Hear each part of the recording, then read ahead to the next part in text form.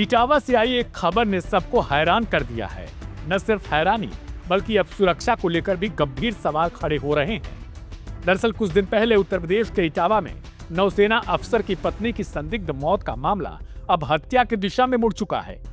Patna Anand Vihar superfast 04089 train से दिल्ली जा रही 32 साल की आरती यादव का शव बुधवार को सामो भरथना रेलखंड पर पटरी के किनारे मिला था।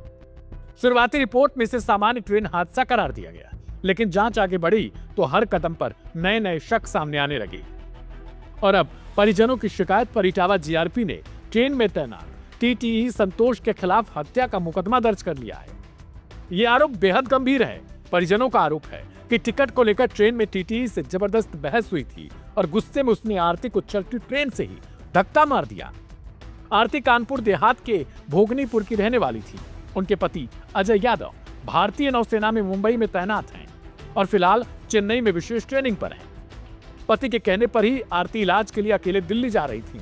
वह अक्सर दिल्ली आते जाते रहती थी, लेकिन इस बार जल्दबाजी में वह पटना आनंद विहार स्पेशल ट्रेन में चढ़ गई थी, जबकि आरक्षण उनकी किसी दूसरे ट्रेन में था, यानी रिजर्वेशन किसी दूसरे में और यात्रा जो कर रही थी वो किसी दूसरी ट्रेन से। टिकट को लेकर पहुंच में टीटीई से कहासुनी बढ़ गई और इसी बहस की सूचना एक कॉलर ने रेलवे को भी दे दी। परिजनों के मुताबिक विवाद इतना बढ़ चुका था कि टीटीई ने आरती को धक्का मार दिया और चलती ट्रेन से नीचे फेंक दिया। घटनास्थल के हालात ने भी शक को और गहरा कर दिया। गुरुवार सुबह परिजन मौके पर पहुंचे तो पाया कि आरती का शव जिस जगह मिला था उससे करीब 4 किलोमीटर दूर उनका पर्स पड़ा हुआ मिला। मोबाइल की लोकेशन तीसरी जगह पर मिली, यानी शव एक जगह, पर्स दूसरी जगह और मोबाइल तीसरी जगह। यह तीनों चीजें किसी भी सामान्य हादसे की कहानी से मेल नहीं खाती। अगर यह महज गिरने से हुई मौत होती तो महिला का सामान 3 अलग अलग दिशाओं में कई किलोमीटर दूर तक कैसे फैल सकता था। परिजनों का दावा है कि यह साफ तौर पर संघर्ष, मारपीट या जबरन धक्का दिए जाने का संकेत है। पुलिस ने भी इस मामले की गंभीरता को देखते हुए कार्रवाई तेज कर दी। सीओ जीआरपी उदय प्रताप सिंह ने कहा कि प्रारंभिक मेमो में इसे दुर्घटना करार दिया था, लेकिन परिजनों के आरोप के आधार पर मौके से मिले सुराग हत्या की ओर इशारा कर रहे हैं। इसी आधार पर टीटीई के खिलाफ गंभीर हत्या की धाराओं में मुकदमा दर्ज कर जांच शुरू की गई है।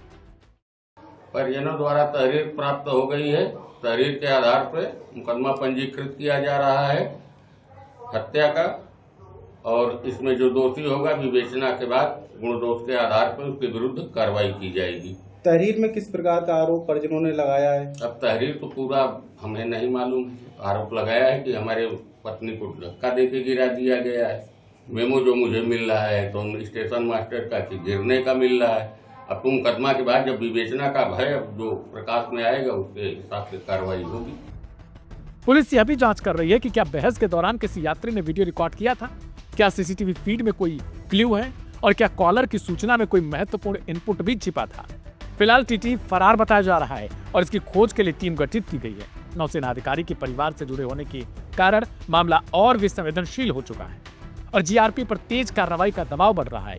सवाल यह है कि ट्रेनों में सुरक्षा और जिस तरीके से अब टीटीई गुंडागर्दी पर अगर उतारू हो चुके हैं तो फिर यात्री क्या इतने ही सुरक्षित रहेंगे और क्या इसी तरीके से मामले और भी बढ़ेंगे। लोगों का कहना है कि तत्काल यात्रियों की सुरक्षा सुनिश्चित की जानी चाहिए। आपका क्या कहना है? कमेंट बॉक्स में जरूर लिखें।